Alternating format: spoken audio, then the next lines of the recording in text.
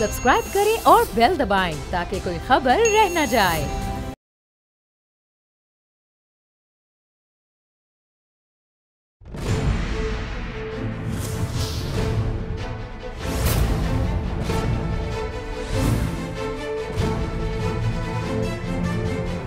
जी अस्सलाम वालेकुम, मैं हूं नूरुल आरफीन सिद्दीकी और आप देख रहे हैं मेरी जंग। आज बात करेंगे उस शहर नापुरसानेहाल की जिसे लोगों ने कभी शहर उरूसुल बिलाद कहा था। कहने के लिए मेरे पास बहुत कुछ है, लेकिन इससे पहले कि मैं कुछ कहूं, पहले देखिए हमारे नुमाइंदे हबीबुल्लाह की कंपाइल्ड ये रिपोर्ट। जी नाजरीन, रिपोर्ट आपने देखी। कहने को तो पाकिस्तान एक मुल्क है, लेकिन यहाँ कवानीन सबके लिए अलग अलग हैं। अगर आप अमीर हैं तो आपके लिए कानून आपके घर के आंगन में हाथ बांध करके खड़ा होता है, और अगर आप गरीब हैं तो 250 रुपए की चोरी में आपकी 10 नस्लों को समंदर बुर्द किए जाने की सज़ा भी सुनाई जा सकती है। ये हमारी तारीख़ है। मैं कोई ऐसी बात नहीं कह रहा जिसके शवाहिद ढूंढने के लिए किसी को तकल्लुफ़ करने की जहमत उठानी पड़े। रियासत की रिट की अगर हम बात करें तो रियासत की रिट सिर्फ मिडिल क्लासियों को देख करके और अंगड़ाई लेती है। अमीर को देखते ही रियासत और उसकी रिट, हुकूमत और उसकी रिट दोनों ताबेदारी के साथ, फरमाबरदारी के साथ कमरे के कोने में जा कर के खड़ी हो जाती है। इंसाफ की अगर हम बात करें तो इंसाफ जिसके ख्वाब दिखाए गए थे नाम नहाद वाली रियासत मदीना की जानिब से, उस इंसाफ का हाल अहवाल कुछ यूँ है कि गरीब के लिए उसकी रिहायशी इमारत जहाँ वो बुलंद मकाबिर में रहने की अदाकारी करने की कोशिश कर रहा होता है, वो उससे छीनी जा रही है छत।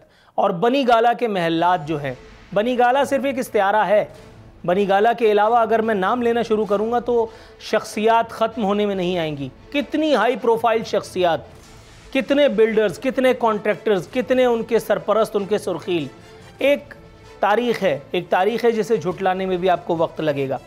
गरीब का आशियाना जो है वो कराची वालों की आंख में खटक रहा है। तजावुज़ात के ख़िलाफ़ कार्रवाई यकीनन एक खुशाइंद मुहिम थी। कराची वालों ने इससे बड़ी उम्मीदें भी वाबस्ता की थी, लेकिन अब ऐसा लगता है कि ये मुहिम जो है वो मुतनाज़े होती चली जा रही है। वो बुलंद मुकाबिर जिनको मेरे ख्याल है सफ़े हस्ती से मिटा करके और कानून को और रियासत को अपना रास्ता बनाना चाहिए था, लोगों के लिए एक सेट एग्जाम्पल करनी चाहिए थी, अब मामला बिल्कुल उलट हो रहा है। वो बुलंद मुकाबिर न सिर्फ सीना हस्ती पर, सीना दहर पर मौजूद हैं, बल्कि हमारा मजाक उड़ा रहे हैं और वो बता रहे हैं कि देखा, तुम्हारे पास ज़िंदा रहने के लिए एक जिसको कहते हैं तनख्वाह तक नहीं, और मेरे पास मैंने वकला की लाइन लगा रखी है।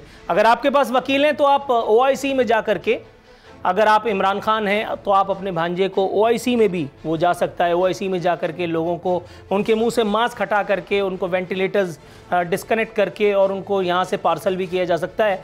सिर्फ शर्त ये कि या तो आप वकील हों या तो आपके पास वकील हों।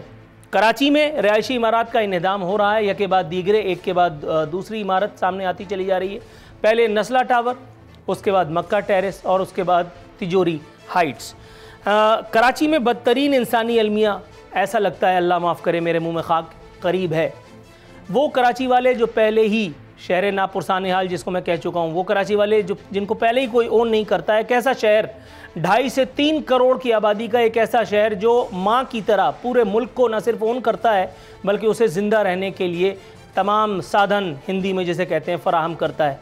लेकिन एक यही शहर है जिसके बासियों को, जिसके रहायशियों को, जिसके लोगों को ज़िंदा रहने का कोई हक़, कोई भी, जब मैं कोई कह रहा हूँ तो फिर कोई ही समझा जाए, कोई भी इसे ज़िंदा रहने का हक़ देने के लिए राज़ी नहीं है। महंगाई और गुर्बत के बाद एक नई मुसीबत कि अब सर छुपाएं तो कैसे, जाएं तो कहाँ। कल मैंने एक न्यूज़ रिपोर्ट पढ़ी, एक मारूफ चैनल के एक मारूफ सहाफ़ी की। कराची में एक बहुत बड़ी जगह, यानी जैसे ही मैं जगह का नाम लूँगा तो फ़ौरन कैमरा एक्टिवेट हो जाएगी, उसे लगेगा कि मैं जमहूरियत के ख़िलाफ़ कोई साजिश कर रहा हूँ। रियासत को ऐसा लगेगा कि जैसे मैं रियासती इदारों के ख़िलाफ़ कोई साजिश कर रहा हूँ, हालांकि मैं ऐसा करने की पोजीशन में ना था और ना आइंदा कम से कम हो पाऊँगा।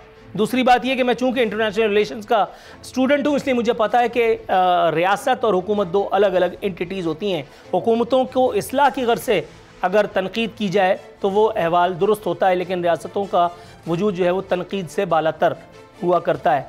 एक ऐसी जगह जहाँ पर मैसिव कंस्ट्रक्शन हो रही है और सिर्फ एक ऐसी पट्टी पे जो आपको सुपर हाईवे से कनेक्ट करती है। अगर आप सिक्योरिटी प्रेस से चलें, मेरा ख्याल है आप पहुँच गए होंगे, मैं कहाँ ले जाना चाह रहा हूँ आपको। 16 रिहायशी कॉम्प्लेक्स मुतनाज़े निकले और ऐसे ऐसे मारूफ और जय्यद बिल्डरान कराम के जिनके 95% मंसूबे जो हैं वो मुकम्मल हो चुके हैं, तो इदारों को अब ही क्यों ख्याल आ रहा है? ये इदारे पहले कहाँ थे? ये कानून, ये रियासती इदारे, ये हुकूमतें, ये पूरी सरकारी मशीनरी पहले कहाँ थी?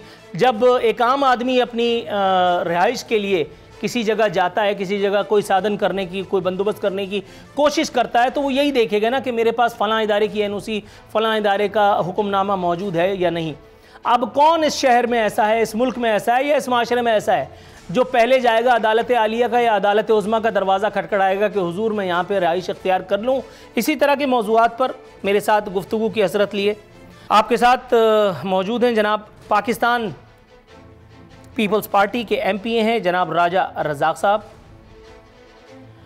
बैरिस्टर ताहिर अली साहब हमारे साथ मौजूद हैं और हुमायूं उस्मान साहब पाक सरजमीन पार्टी से हमारे साथ स्टूडियोज़ में कदम रंजा फरमा चुके हैं। तीनों मोअज़्ज़ज़ मेहमानों का अपने शो में शिरकत पर खुशामदीद कहता हूँ, खैर मकदम करता हूँ। सबसे पहले चूँकि मामला कानूनी है इसलिए बैरिस्टर ताहिर अली साहब को ज़हमत कलाम दूँगा। बैरिस्टर साहब अस्सलाम वालेकुम सर।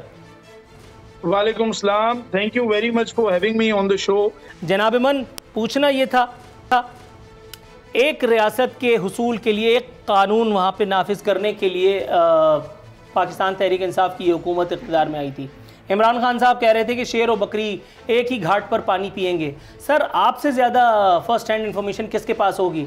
यहाँ कानून अमीर के लिए गरीब के लिए एक है या गोया आप भी जुज़वी तौर पे ही सही, लेकिन जो मैंने फतवे में अभी कुछ कहा है कि कानून अमीरों के लिए अलग है और गरीबों के लिए अलग है, आप इससे कुछ इख्तिलाफ रखते हैं या इत्तफाक करेंगे? नहीं, मैं आपकी बात से वैसे तो इत्तेफाक रखता हूं, लेकिन इसको थोड़ा सा इस तरह फर्दर जरूर डेवलप कर देता हूं कि खान साहब की हुकूमत आने से पहले तो दो कवानीन इस रियासत में थे, अमीर के लिए डिफरेंट था, गरीब के लिए डिफरेंट था, लेकिन खान साहब के आने के बाद वो गैप और ज्यादा बढ़ गया है। तो यानी अमीर के लिए कानून और ज्यादा आसान हो गया और गरीब के लिए उतना ही मुश्किल हो गया है। अब मैं अगर लिस्ट गिनवानी शुरू करूंगा तो शायद आपके किसी मेहमान के पास टाइम ही ना बचे, लेकिन 5-6 चीजें जो हैं वो मैं आपको बता देता हूँ। एक टाइकून का ब्लैक मनी लॉन्डर्ड पैसा यूके से पकड़ा गया, उसको यहाँ कॉन्फिडेंशियलिटी एग्रीमेंट कर लिया गया। हुकूमत ने कहा बिल्कुल नहीं बताएंगे कि ये पैसा क्यों लॉन्डर्ड था और कहाँ से आया और कहाँ जाएगा, और उस पैसे को जो सुप्रीम कोर्ट ने एक और फाइन किया था उसी बंदे के ऊपर, वो बड़ा इनफेमस आदमी है, उधर हुकूमत ने एडजस्ट कर दिया। तो ये देखें, गरीब के लिए कानून और अमीर के लिए कानून और। इसी तरह जिस वक्त बनी गाला का सवाल आता है या बैरिया टाउन का सवाल आता है तो रेगुलराइजेशन की तरफ जाया जाता है, लेकिन जब गरीब की बात आती है, गुज्जर नल्ले की बात आती है और रंगी नल्ले की बात आती है, ये मिडिल क्लासियां हैं जिनको आपने खुद कहा और मैं बिल्कुल आई एग्री कि जिनका कोई पुरसाने हाल नहीं है, कोई पूछने वाला नहीं है, जो कोर्ट भी इस वजह से नहीं जा सकते क्योंकि कोर्ट से ही तो जजमेंट आई है कि इनका घर गिरा दो, तो उनके लिए जो है वो कानून बिल्कुल ही मुख्तलिफ है। अच्छा, एक छोटे टैक्स चोर के लिए कानून मुख्तलिफ है और वो ताजिर जो अरबों रुपए की टैक्स चोरी कर रहा है उसके लिए डिफरेंट है। वो बिल्डर माफिया जिसका आपने खुद कहा कि बड़े बड़े 90 प्रोजेक्ट्स कंप्लीट करके भी वो 2 नंबरी कर गए हैं, उनके लिए आपने एमनेस्टी दे दी कि अपना काला धन लेके आओ और काला धन यहाँ पे आके लगाओ, आपसे कोई नहीं पूछेगा। उसके बाद आपने एक और टैक्स एमनेस्टी दे दी। तो ये तो एक इतनी लंबी लिस्ट है जो खान साहब ने अपने दोस्तों को दी। शुगर कमीशन आया, कल खान साहब मैं देख रहा था खड़े होके कह रहे थे कि जी वो मेरी गलती नहीं है, वो सिंध हुकूमत की गलती है, सिंध हुकूमत ने उसके ऊपर एक्शन नहीं लिया। हालांकि खुद लाहौर हाई कोर्ट ने ये बात की कि अल्टीमेटली शुगर प्राइसेस जो है वो फेडरेशन का काम है, तो कोर्ट आपके कोर्ट में बॉल फेंकता है, आप कहते हैं कि नहीं जी आई एम सॉरी ये सिंध की गलती है और ये इस वजह से हो रहा है क्योंकि कोर्टों ने स्टे दे दिए। तो भाई कोर्ट स्टे देती है, ठीक है, आई अंडरस्टैंड, लेकिन वो कोई ऐसे बेबुनियाद तरीके से स्टे नहीं आ जाता, वो कोई आर्ग्यूमेंट होती है, कोई रीजनिंग होती है, उसके बाद ऑर्डर्स आते हैं। आप खुद उन चीजों को डिफेंड नहीं करते और उसके बाद बड़ा इजीली रिलीफ पैकेज दे रहे हैं। रिलीफ पैकेज में आज 8 रुपए पेट्रोल महंगा करके कहते हैं कि अगर शरीफ और जरदारी अपने पैसे वापस लेके आए, और यार आपने वादा किया था कि पैसे वापस लेके आएंगे, तो ये तो इतनी एक लंबी लिस्ट हो गई है कि अगर आप इस हुकूमत में करप्ट हैं लेकिन आप इस हुकूमत के सपोर्टर हैं तो आपको कोई उंगली भी नहीं लगा सकता। लेकिन वैसे अगर आप सर थोड़ा सा तवक्कुफ की इस्तदा है, क्योंकि मौजू से हम थोड़ा सा हट जाएंगे। हालांकि मौजू इससे अच्छा क्या है कि पेट्रोलियम की मसनूआत की कीमतों में इतना नाकाबिल बर्दाश्त इजाफा किया, और ज़ाहिर है आप भी अवामी उमंगों की, अवामी जज्बात की तर्जुमानी ही कर रहे हैं। लेकिन फिर भी मैं अपने दीगर मेहमानों के पास जाना चाहूँगा। राजा रज़ाक साहब, सर आप मुझे सुन सकते हैं? सर जी, अस्सलाम वालेकुम सर, कैसे मिजाज हैं? अल्लाह करम भाई। राजा रज़ाक साहब, सर आपके वक्त का बहुत शुक्रिया। जनाब मन, पूछना ये था कि गरीब के लिए पाकिस्तान में कानून अलग और अमीर के लिए कानून अलग। बनी गाला को रेगुलराइज किया जाता है, लेकिन यहाँ गरीब की झोपड़ी जमशेद क्वार्टर के मकानात को गिराने के लिए पुलिस का हल्ला बोला जाता है। इसी तरह से नस्ला टावर के लिए जो फरमान आया है वो आप भी जानते हैं। सर बच बचा के कुछ अगर गुफ्तगू करते हुए अगर आप थोड़ी सी रहनुमाई फरमाएं। ये असल में देखो, हकीकत ये है कि इस अल्लाह रहम करे हमारा एक निज़ाम बिल्कुल ही इस तरह कोलैप्स कर गया है कि यहाँ कोई सुनवाई नहीं है, अफरा तफरी की आलम है। जिसका जी चाहे जो करता है वो कर रहा है, और गरीब अमीर ये कोई वो नहीं है। नस्ला टावर एक तरफ गिर रहा है, एक तरफ झोपड़ियाँ गिराई जा रही हैं, दूसरी तरफ एक नाले को साफ करने के लिए वहाँ 30-30 साल से जो बंदे आबाद हैं उनके घर उजाड़े जा रहे हैं। यहाँ तो एक अजीब सी अफरा तफरी है। हम तो सिर्फ दुआ कर रहे हैं कि इस मुल्क में अल्लाह रहम करे, कोई इस तरह के हालात ना पैदा हों कि एक दूसरे से इस मुल्क के अवाम 22 करोड़ अवाम दस्तों गिरेबान हो जाएं। इंसाफ कहीं नहीं मिल रहा है, इंसाफ के लिए लोग भटक रहे हैं और अजीब से फैसले हो रहे हैं।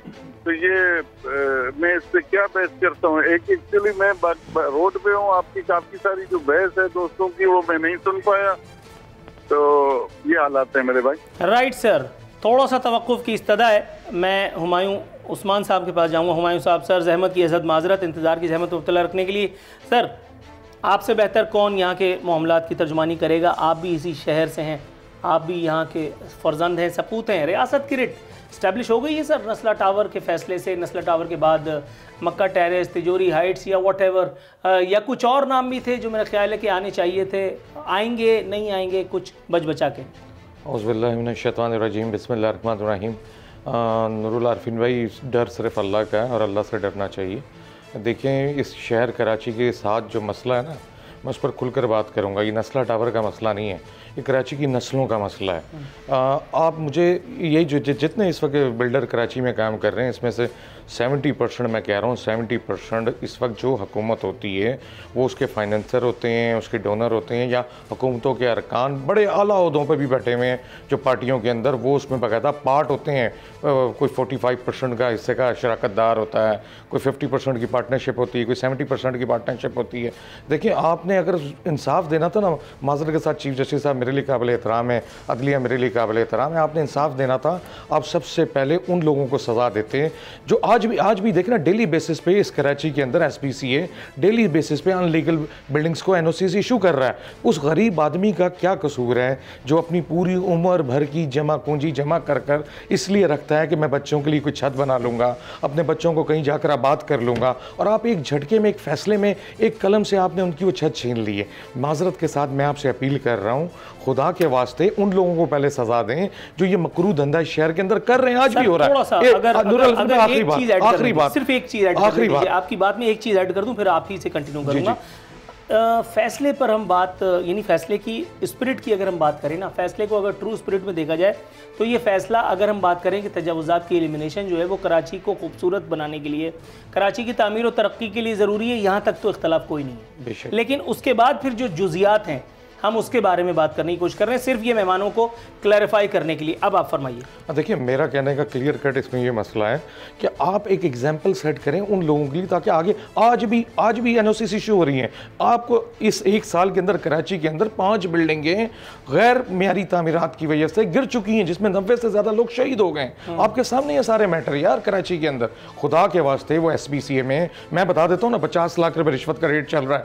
आप 80 गज के प्लाट पर अगर छत डालने जाते हैं, हैं। आप 120 गज पे जाते हैं तो उसका तकरीबन 80 लाख रुपए रेट चल रहा है। इसी तरह SPCA में फाइलों के पैसे बंधे हुए हैं, उनके ब्रोकर, उनके एजेंट SPCA के बाहर दफ्तर के बाहर घूम रहे हैं। आप जाएं, किसी को भी पकड़ें, आपने जो काम करवाना है वो हो जाता है।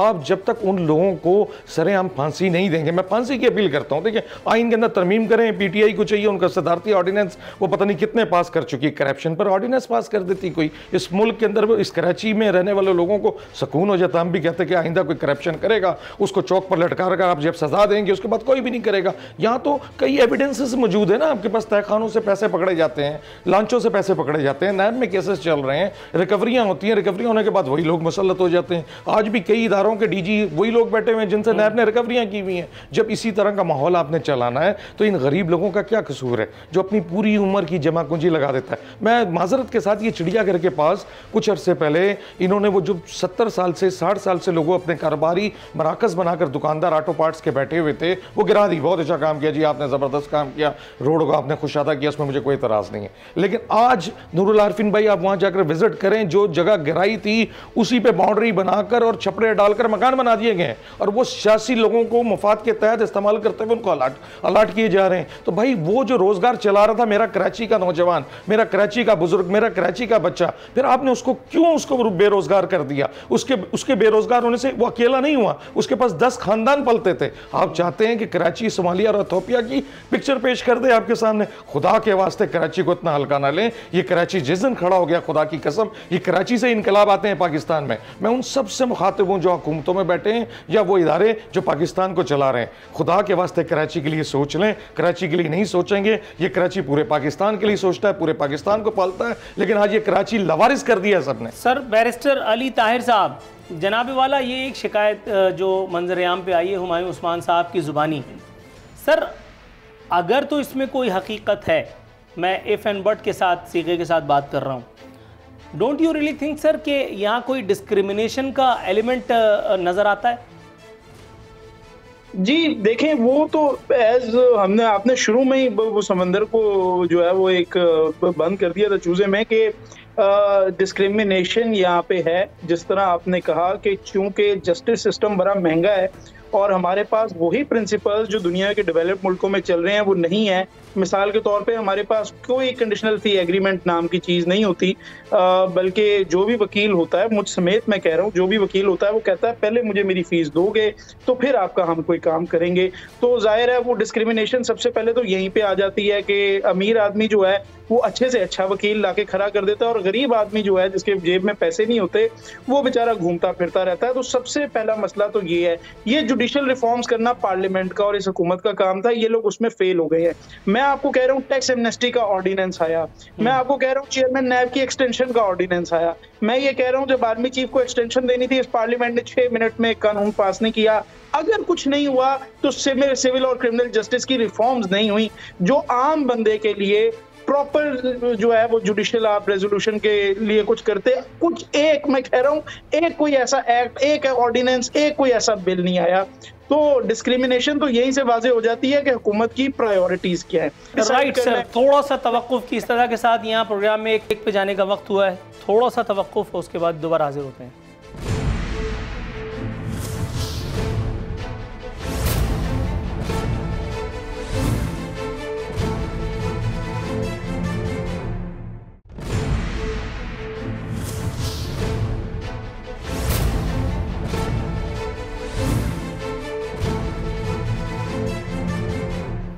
वेलकम बैक नाजरीन बस्तूर, हमारे मेहमान हमारे साथ मौजूद हैं। राजा रज़ाक साहब, सर आपको मेरी आवाज़ आ रही है?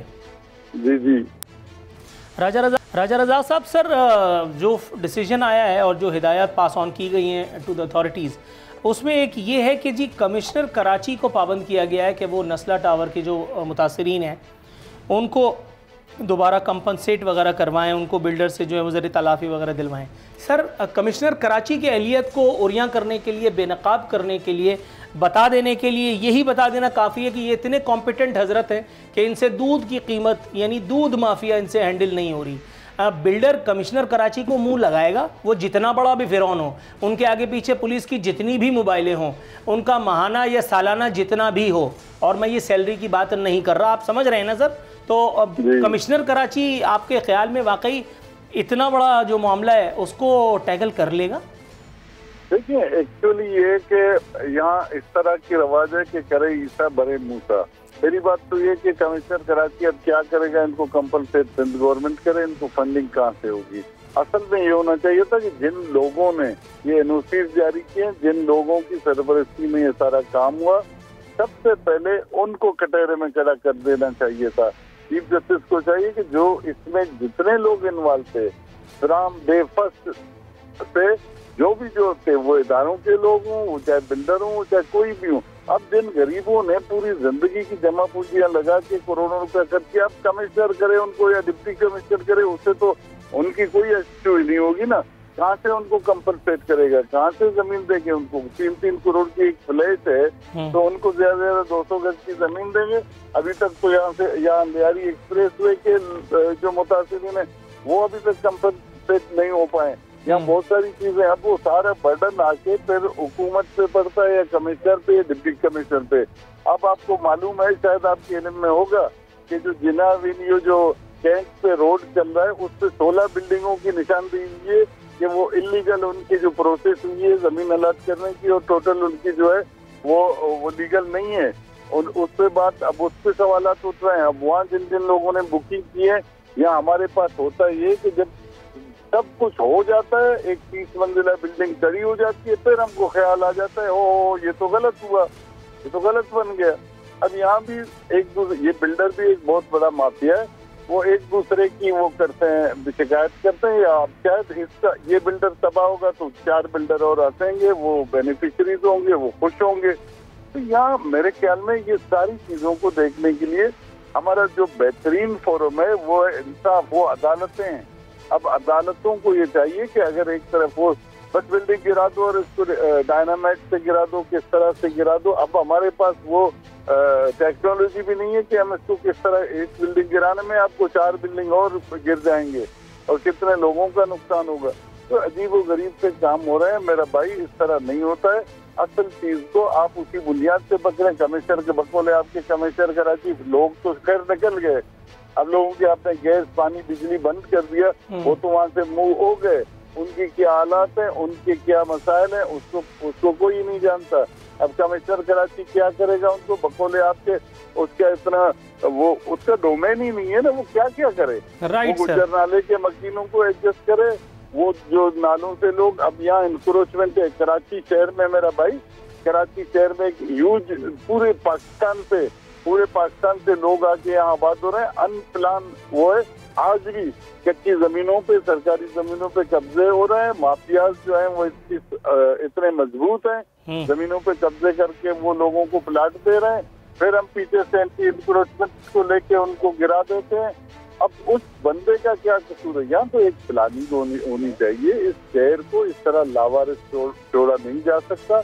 अब इसको सिर्फ या जुडिशरी शहर चलाए, या जो है हुकूमत चलाए, या जो केएमसी चलाए, कौन चलाए? पहले तो ये फैसला करो इस शहर का निजाम किसके हाथ में होना चाहिए। राइट सर, हम मसाइल पे बात कर सकते हैं। Right sir. हुमायूं उस्मान साहब, सर इसी बात से अगला नुक्ता जो है वो खुद ब खुद निकल आता है। सर पहले ही जो इकोनॉमिक कंडीशंस हैं, जो अनसर्टेनिटी है वो आपके सामने है। आप खुद एक कारोबारी फ़र्द हैं, आपसे बेहतर कौन जानता होगा। लेकिन जनाब मन, ये मुझे बताइए, एक आम आदमी जो अपनी उम्र भर की कमाई जोड़ करके अपने बच्चों के लिए एक आशियाना बनाने की कोशिश सही किया करता था कभी किसी ज़माने में, वो अतमाम हुज्जत के लिए यही SBCA, MDA, फलाना, KDA, डिकाना, इन्हीं सब की परमिशंस के लिए, सरकार की परमिशंस के लिए जाया करता था ना। ऐसे ही हुआ करता है, हुज्जत भी ऐसे ही तमाम होती है। सर अब आने वाली नस्लों के लिए, यानी मैं और अब आप या हमारे अगले आने वाले, वो अब क्या करेंगे? वो अब जा कर के क्या मुअज़्ज़ज़ इदारों को खटखटाएंगे, पहले उनसे क्लियरेंस लेंगे कि जी मैं यहाँ पे अपना घर, अपना आशियाना बना लूँ, हम यहाँ रहना चाहते हैं कहीं कोई, और मुस्तक़बिल में वहाँ कुछ नहीं होगा उस अप्रूवल के बाद भी? इसकी कोई गारंटी है? बिल्डर्स को जो नुकसान होगा उस पर हम बात अभी नहीं कर रहे। देखें नूरुल आरफीन भाई, मैं इससे भी आगे एक स्टेप चला जाता हूँ ना। इस वक्त मैं एक बहुत अहम बात कर रहा हूँ और ऑथेंटिक बात कर रहा हूँ। इसको बिल्कुल आप इसको इन्वेस्टिगेट करवा लें किसी फॉरम पर भी जाके। बिल्डिंगें तो दूर की बात है, यहाँ पर हॉक्सवे की मैं बात कर रहा हूँ, मलीर की मैं बात कर रहा हूँ, ये माड़ीपुर की बात कर रहा हूँ, जो समुंदर अपनी जगह छोड़ रहा है, वहाँ पर इस वक्त ये हो रहा है कि वो जो समुंदर स्पेस दे रहा है और भराई कर कर कचरे से, जो कचरे के ट्रक आते हैं उसको वहाँ डंप करके पानी के अंदर, वो जगह पे गाँव घोटों की जो मारूसी ज़मीन है जो किसी की, उस पर लाकर जाली लीजें बनाकर 2-2 करोड़ रुपए में एकड़ बेचा जा रहा है वहाँ पे। खुदा की कसम, जब वहाँ अभी आप जाके देखिए वहाँ भी बिल्डिंगें बनना शुरू हो गई हैं।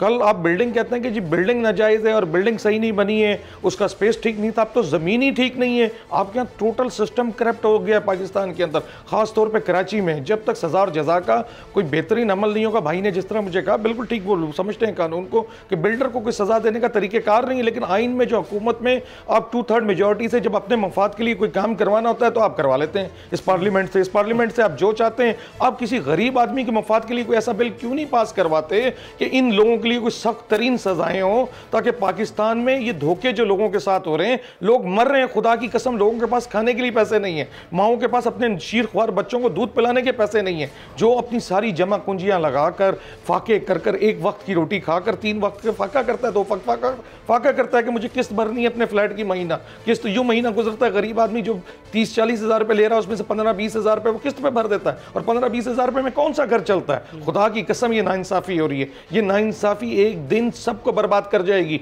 मैं कराची, देखें कराची चला रहा है पूरे पाकिस्तान को, और कराची में ये नाइंसाफ़ी हो रही है, बाकी आपको कहीं कुछ नहीं नज़र आ रहा पूरे पाकिस्तान के अंदर। तो कराची में खुदा के वास्ते कराची की अवाम को इतना दीवार के साथ ना लगाएं, जिस दिन ये कराची की अवाम सड़कों पर निकलेगी। सर आप कराची वालों से कुछ ज़्यादा हुस्न नज़र रखते हैं, हालांकि कराची वालों ने जो कुछ किया है, मतलब उनके साथ सिंपैथी अपनी जगह है, लेकिन मुस्तफ़ा कमाल साहब को मैंने एक शो में कहा था, मुस्तफ़ा कमाल साहब भी बड़ा हुस्न नज़र रखते थे कराची के लोगों के हवाले से। मैंने उनसे कहा था कि सर आप गलत दरवाज़ा खटखटा रहे हैं, और बाद में फिर वक्त ने भी साबित किया, और मुस्तफ़ा भाई ने मेरे साथ एक शो में भी एतराफ़ किया, उन्होंने कहा आरफिन भाई यू आर राइट। तो आप आवाम से कुछ ज़्यादा हुस्न नज़र रखते हैं, आवाम के पास इतना टाइम नहीं है, उसानू की मोड पे एक जगह से ठुकराए जाने के बाद वो फिर कोई अगला दरवाज़ा खटखटा लेगी। मैं बैरिस्टर साहब के पास जाऊँगा। बैरिस्टर साहब, जनाब मन, बनी गाला का महल दोबारा बनी गाला को गिरवाने की एक सही और किए लेते हैं, हालांकि होना कुछ नहीं है सर, लेकिन फिर भी पूछना ये था कि एक बहुत बड़ी पर्सनैलिटी, एक बहुत बड़ी हस्ती, बहुत सारी हुकूमतों का हिस्सा रही, मोहतरमा कशमाला तारिक काबिल एहतराम है, उनका एक बड़ा फर्टाइल बड़ा रिच करियर है, पाकिस्तानी जमहूरियत के लिए बड़ी माशाल्लाह उनकी खिदमात हैं। उनके साहबजादे के हवाले से एक केस बना, एक हादसा हुआ जिसमें ज़ाहिर है उसकी डिटेल्स आपको बताने की ज़रूरत नहीं है, आप जानते हैं। सर उस खबर को दबाने के लिए जितनी कुछ कोशिशें की गई, मतलब वही कि पेट से पेट मिला अगर हो तो फिर इंसान क्या कुछ नहीं करता, फिर सिस्टम बहुत कुछ करने के लिए और बहुत कुछ ना करने के लिए कैसे हरकत में आता है, वो सब कुछ भी आपने देखा। इसके अलावा और बहुत सारी मिसालें आपकी याददाश्त में मौजूद होंगी। सर उसके बावजूद भी आपको लगता है कि इस नारे को, इस सदा को कोई रियलिस्टिकली सुनेगा कि बनी गाला का महल क्यों नहीं गिराया, गरीब की झोपड़ी तोड़ी जा रही है? अच्छा देखें सर, सबसे पहली बात तो ये है कि बनी गाला को रेगुलराइज करने का जो हुक्म आया था वो सुप्रीम कोर्ट ऑफ पाकिस्तान से आया था, और ये एक हमारा थोड़ा सा ज़रा देखें, इंडिया, पाकिस्तान, बांग्लादेश, 3 ममालिक ये जो हमारे रीजन के हैं, ये ऐसे रहे हैं कि यहाँ पे जुडिशल इंस्टीट्यूशन जो है उसका अपना कैरेक्टर कम होता है, और उस वक्त उस इंस्टीट्यूशन को हेड कौन कर रहा है, उनकी पर्सनैलिटी शायद इंस्टीट्यूशन को, ये वैसे भी एक पाकिस्तान, बांग्लादेश, इंडिया में एक रवायत है कि जो सरबरा होता है बस वही सारा कुछ उसी के मुताबिक होता है। तो अगर आप देखें तो बीच में तसद्दुक हुसैन जिलानी जैसे जज भी आते हैं, जो ICJ तक आप भेजते हैं तो आपको कोई और बंदा नहीं मिलता, आप उन्हें भेजते हैं। आसिफ सईद खोसा टाइप के जजेस भी आते हैं जो बैठकर चुप कर सिर्फ जजमेंट्स लिखते हैं, और इतनी ब्रिलियंट जजमेंट्स लिखते हैं कि ऑक्सफोर्ड और कैम्ब्रिज तक में वो जजमेंट्स पढ़ाई जाती हैं, उनका तस्करा किया जाता है। इंटरनेशनल लॉयर्स पर के कहते हैं कि यार पाकिस्तान इज लीगल टैलेंट यहाँ पे बहुत ज्यादा है, मगर आपको पता है डैम फंड भी यहाँ पे बनाया गया, इफ्तिखार चौधरी साहब का भी एक टाइम गुजरा, तो ये एक जुडिशल इंस्टीट्यूशन में ऊपर नीचे जरा थोड़ा सा आता रहता है। अब इसका हल तो यही है कि हम जाहिर है जुडिशल रिफॉर्म्स लेके आए, मगर जुडिशल रिफॉर्म्स लाने में अगर कुछ सीरियस हो तो फिर वहाँ पे बात हो ना। यहाँ पे मसला ये है कि जो हमारे सियासतदान हैं, पार्लियामान में जो लोग बैठे हैं, वो जुडिशल रिफॉर्म्स की सेंस ही नहीं रखते। तो जब वो सेंस ही नहीं रखते तो जुडिशल रिफॉर्म्स कैसे हों? हम वही जुडिशरी जो आज से 70 साल पहले हमने इनहेरिट की थी, हम पूरे निज़ाम को उसी तरह आज तक चला रहे हैं। जब तक हम इसको ठीक नहीं करेंगे, ये जो डिस्क्रिमिनेशन है ये खत्म नहीं होने वाली, ये मैं आपको बाकायदा तौर पे कह रहा हूँ।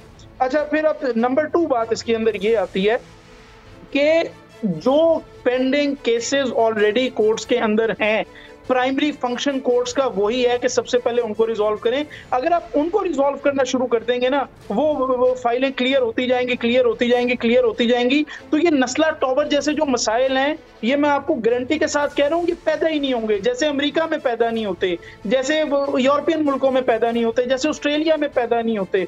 अब इंडियन सुप्रीम कोर्ट देख लें तो वो भी उनका एक सुपर टेक टॉवर है, वो भी कहती है डिमोलिश कर दें। और यहाँ पे हमने देखा है कि नस्ला टॉवर भी वो कहते हैं कि डिमोलिश कर दें। तो कुछ सिमिलैरिटी कुछ सोशो इकोनॉमिक कंडीशन से भी होती है। और मैं समझता हूँ कि इसका सिर्फ एक हल है, वो ये है कि आप जुडिशियल रिफॉर्म्स करें। नंबर 2 बात की जरूरत है के वास्ते हाथ जोड़ के उनसे अपील है कि अगर वो अपना काम करना शुरू कर दें, सिर्फ बड़ी गाड़ियों में घूम के और प्रोटोकॉल दिखा के और सिर्फ यही ना उनकी जिंदगी हो, तो शायद बहुत से मसाइल जुडिशरी के पास जाए ना। इनके ऊपर भी आईनी जिम्मेदारी है कि ये लोगों को इंसाफ दें, लेकिन लोग सरकारी दफ्तरों के खुदा की कसम धक्के खाते रहते हैं और एंड में आके अगर कहीं से काम होता है तो फिर रेट पिटिशन जुडिशरी के पास ही आना पड़ता है छोटे छोटे मसलों के लिए। बिल्कुल सही कहा, बिल्कुल सही कहा। लेकिन इसी सही यहाँ वक्त हुआ कमर्शियल ब्रेक शामिल करने का। नाज़रीन, एक मुख्तसर सा वक्फा।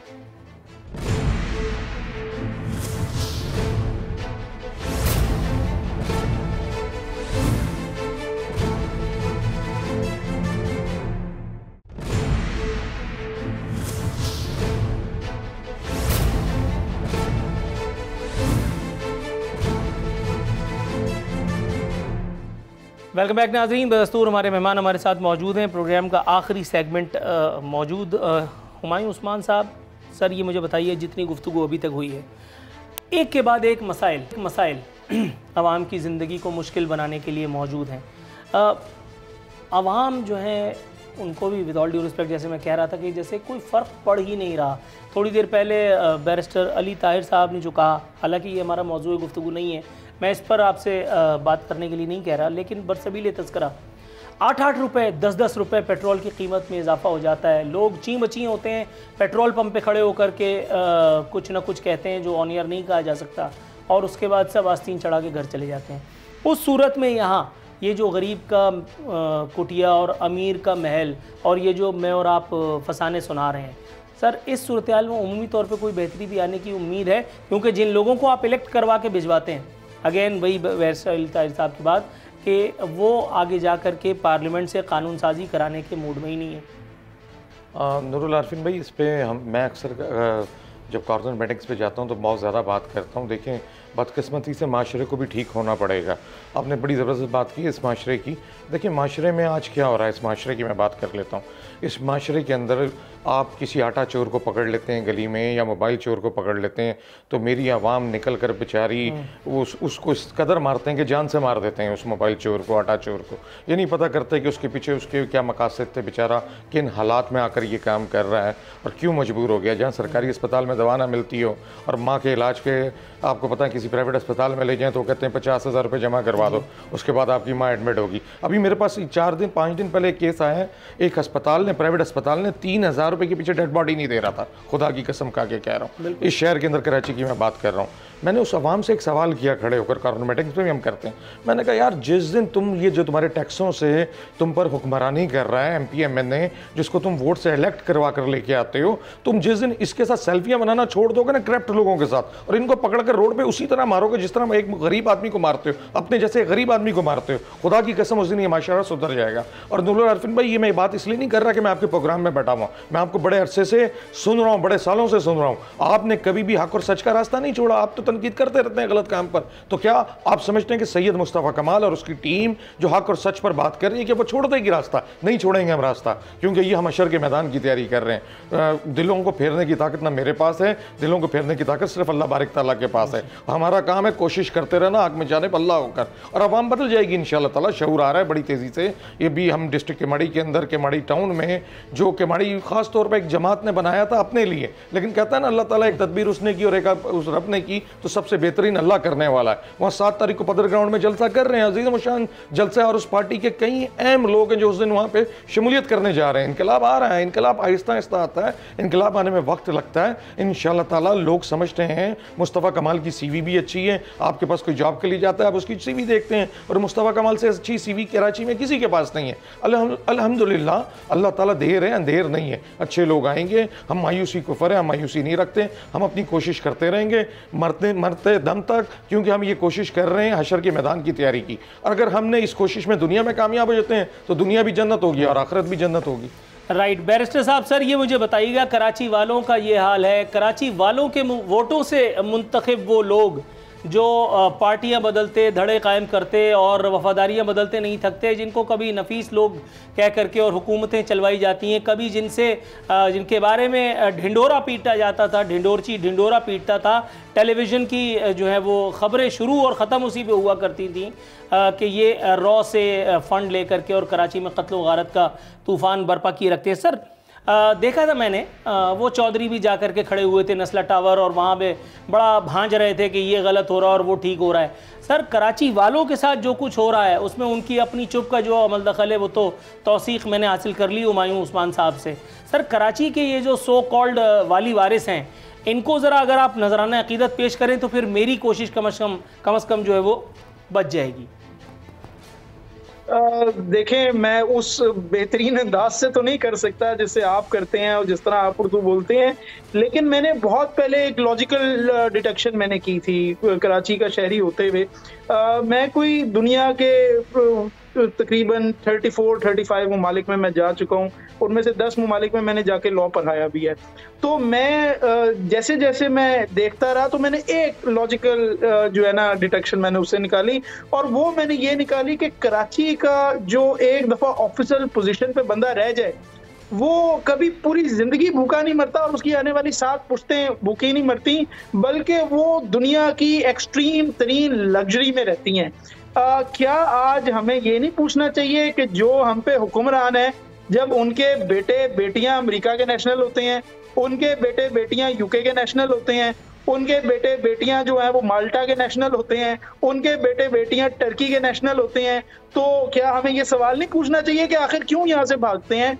सर ऐसे ही नहीं, हमें दुनिया जो है वो बार बार उंगली हमारी तरफ देखती। अपना हाउसिंग ऑर्डर हमने करना है, कराची से पैसा कमा कमा के बाहर लेके जाते हैं।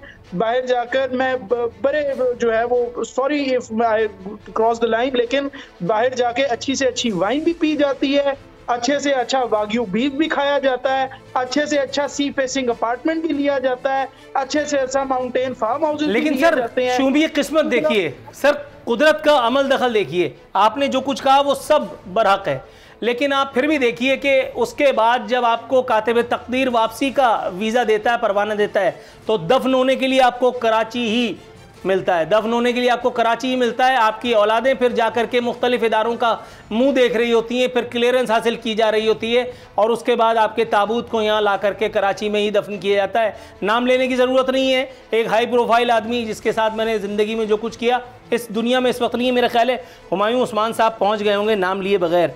जनाब मन, ये मामला बड़ा टेक्निकल होता चला जा रहा है। कल रात को इत्तेफाक से शेयर करता चलूँ, एक कराची पुत्र की हालत वाकिफ़ उससे हुआ किस हवाले से, एक रेस्टोरेंट पे हमने खाना खाया और रेस्टोरेंट के मालिक ने हमें एक जय्यद आदी मुजरिम जिसको कहते हैं ना, एक आदी मुजरिम 2 मरतबा का MNA, ज़ाहिर है किस जमात से उसका ताल्लुक़ हो सकता था। जब मैं कराची पुत्र बात कर रहा हूँ, ये भी कहना कोई बईद कयास नहीं होना चाहिए कि मैं मुत्तहिदा की बात कर रहा हूँ। वो आदमी जो कभी स्पंज की चप्पल में घूमता था, वो आदमी जो कभी उस होटल के मालिक से एक रोटी के ऊपर सालन या दाल रखवा करके और कोने में बैठ के चुपचाप खाया करता था, आज उसका हालत ये है कि वो लैंड क्रूज़र, पराडो और विगो से नीचे नहीं उतरता। उसके पास अमेरिका बरतानिया की नेशनलिटी भी है, उसके पास कराची में 12 पेट्रोल पंप्स भी हैं। सर मैं कुछ ज़्यादा तो नहीं कह रहा हूँ ना हुमायूं साहब? नहीं है, आप कम बता रहे हैं। कम कम बता रहे हैं। उसके पास मेरे ख्याल अमेरिका में भी पेट्रोल पंप हैं, लंदन में भी हैं, रेस्टोरेंट्स भी हैं, बहुत सारी चीज़ें हैं। देखें ये तो कौम को अब समझना होगा नूरुल आरफीन भाई, जिस तरह आप अक्कासी करते हैं लोगों की, और लोगों को पता है, सबको पता है। देखें आँखों देखी मक्खी नहीं निकली जाती, लेकिन बदकिस्मती से लोग आँखों पर पट्टी बांध लेते हैं और किस तरह आँखों देखी मक्खी निकल रहे हैं। तो ये अल्लाह ताला ने अक्ल इनकी सल्फ कर दी है। मैं समझता हूँ जब तक अल्लाह ताला की तरफ मुतवज्जो नहीं होंगे। देखें बहैसियत मुसलमान, मैं बड़ी एक छोटी सी नूरुल आरफीन भाई, मैं एक राजपूत हूँ, महाजिर हूँ, मुझे इस पर फ़ख्र है, इसमें मुझे कोई कबात नहीं है। मेरे परदादा डॉक्टर अब्दुर्रहमान बाबे उर्दू के नाम से पहचाने जाते हैं, उन पर एक चैप्टर भी है उर्दू की किताब में, मुझे इस पर भी फ़ख्र है। लेकिन उस सब बातों के बावजूद मैं एक मुसलमान हूँ और नबी करीम सल्लल्लाहु अलैहि वसल्लम का उम्मती हूँ। मेरी हशर के मैदान के अंदर नबी की उम्मत की हैसियत से खुदा के वास्ते ये लोग जो दुकानें चला रहे हैं, ख़ास तौर पे ये जो एमक्यूएम पाकिस्तान वाले चला रहे हैं, ये पीपल्स पार्टी आपके सामने सिनियों के नाम पे चला रही है, किसी ने पख्तूनों के नाम पे चलाई है। इन दुकानों को जब तक बंद नहीं करेंगे और नबी की उम्मत नहीं बनेंगे तो अल्लाह जो हमसे नाराज़ है इस वक्त, ये सारा कुछ है ना। देखें अल्लाह चाहे, अल्लाह को कोई ज़रूरत नहीं कि हुमायूं उस्मान खड़ा होगा तो वो हुमायूं उस्मान से काम करवाएगा, अल्लाह इन फिरौनों से ही काम करवा लेगा, इन यजीदों से काम करवा लेगा। लेकिन बदकिस्मती से मैं आपको नूरुल आरफीन भाई बिल्कुल स्ट्रेट फॉरवर्ड बात बता रहा हूँ, ये मुनाफिकों का जुम्मा बाजार लगा हुआ है। नेस्ला टावर पे आपने जिस तरह बात की, वहाँ पे वाहिद लीडर है मेरा सैयद मुस्तफ़ा कमाल ने जाकर वहाँ पे हल पेश किया, उसने तकरीर नहीं की, वहाँ पे फोटो सेशन नहीं किया। जब उसके पास उसका हल आया कि भाई आप इनका मसला कैसे हल कर सकते हैं, तो उसने जाकर बताया भाई आबाद के चेयरमैन को बुलवाओ, पीपल्स पार्टी की हुकूमत के पास अगर पैसे नहीं, आबाद के चेयरमैन को बुलवाओ। आप उससे लाखों रुपए लेते हैं किसी बिल्डिंग की एनओसी देने के लिए, आबाद के पास हजारों बिल्डर हैं उनकी एसोसिएशन के अंदर, उनसे कहें भाई ये 1 अरब 10 करोड़ रुपए का मामला है, 1 अरब 10 करोड़ रुपए आप कलेक्शन करके दे दें, आपकी एनओसी हम 2 साल तक देते रहेंगे, फलां को जब आपकी पेमेंट एडजस्ट हो जाएगी उसके बाद आप नए पैसे भर देना। लेकिन आपकी नीयत ही नहीं है ना लोगों को एडजस्ट करने की। आपकी तो नीयत ये है कि जो आप प्लाटों को घेरें, उनको बेचें, वहां पे लोगों को आबाद करवाएं, गोटों से लाकर उनसे पैसे बटोरें, उन गरीब आदमियों से उनसे भी पैसे बटोर रहे हैं। एक नौकरी जो मैं अक्सर हमारी पार्टी ये बात करती है कि कराची के ना किसी महाजिर को दी गई है, ना किसी पख्तून को दी गई है, ना किसी सिंधी को दी गई है, ना किसी पंजाबी को दी गई है। आप वो नौकरियां भी जिनको दे रहे हैं, जिनको अपने कारकुन शो करके दे रहे हैं, उन कारकुनों से भी 10-10, 20-20 लाख रुपए ले रहे हैं। भाई इस वक्त पुलिस के एक सिपाही की आप 15 लाख रुपए ले रहे हैं। मैं आपको खुदा की कसम एविडेंस के साथ ये पेश कर सकता हूं, मेरे पास उस बंदे की ऑडियो रिकॉर्ड है, जिस बंदे ने पीपल्स पार्टी का कारकुन है और मुझे बता रहा है कि जी मैं सिपाही की नौकरी के लिए गया और मुझे कहा 15 लाख रुपए तो उसके बाद नौकरी हो जाएगी। आपने कमिश्नर कराची की बात की नूरुल आरफीन भाई, कुछ दिन पहले मैं एक डिस्ट्रिक्ट के डिप्टी कमिश्नर के पास बैठा हुआ था, खुदा की कसम उसके मुंह के अल्फाज थे कि भाई मैं जब जाता हूं ना कोई एक्शन करने या कोई कचरा नहीं उठ रहा, उसको कचरे को देखने के लिए कि प्रॉपर यहां से कचरा उड़ जाए, तो वहां के एमएनए साहब मुझे कहते हैं यहाँ इस गली से मुझे वोट नहीं पड़ा था, स्वीपर नहीं भेजो यहाँ पे, इस गली को साफ नहीं करो, इस गली को पानी नहीं दो, इस 4 गलियों को पानी दो, यहाँ से मुझे वोट पड़ा था। वो खुदा के वास्ते शर्म कर लें, खुदा के वास्ते कोई हया कर लें। असेंबली के अंदर कहे हुए अल्फाज मुझे आज भी याद है, उनके लिए कहे गए थे, आपके लिए भी वही अल्फाज हैं। और वो गजब खुदा का देखें, 13 साल से आपने बर्बाद कर दिया सिंध को, लाड़काना को तबाह कर दिया, कराची को तबाह कर दिया, घोटकी को तबाह कर दिया। उसके बाद आप महंगाई के खिलाफ कैंपेन चला रहे हैं। भाई अपने तहखानों से 4 रुपए निकले, आपका कोई आपका चीफ मिनिस्टर से लेकर आपका स्पीकर सब पे तो करप्शन के नैब के केसेस चल रहे हैं। कोई एक बंदा नहीं है आपके अंदर ईमानदार। आपके तो शर्जील मेमन साहब का मैं नाम ले देता हूं, जिनको पकड़ा गया था, आपने उन्हीं को जाकर कमेटी का हेड बना दिया। सर लेकिन बात ये ना कि चीजें कोर्ट में साबित भी तो होनी चाहिए, मतलब उसका पेट भी भरना होता है, ये भी कुछ रिक्वायरमेंट है। अगर शराब की बोतल शहद बन सकती है इस मुल्क के अंदर तो फिर मैं कुछ नहीं कर सकता। फिर बात खत्म हो गई। बैरिस्टर अली ताहिर साहब, जनाब हुमायूं उस्मान साहब, दोनों मोअज़्ज़िज़ीन का इंतहाई मशकूर हूँ कि आफियत के बावजूद इस शो में शिरकत की ज़हमत गवारा की। नाज़रीन ये था आज का प्रोग्राम, अगले हफ्ते इंशाअल्लाह ताला बशर्ते ज़िंदगी हाज़िर खिदमत होते हैं। फ़ी अमानिल्लाह।